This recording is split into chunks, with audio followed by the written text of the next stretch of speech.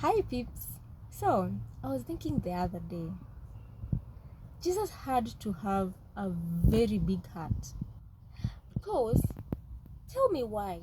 Jesus knew that Judas would betray him, but he still chose him.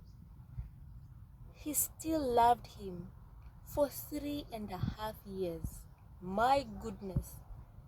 I don't know if I would survive waking up in the morning and looking at the person who would actually sell me and just be like, I'm cool. This reminds me a song we used to sing when we were kids. Be like Jesus every day in your life.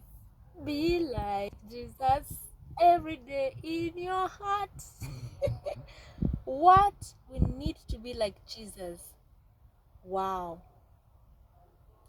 Tafakari hayo.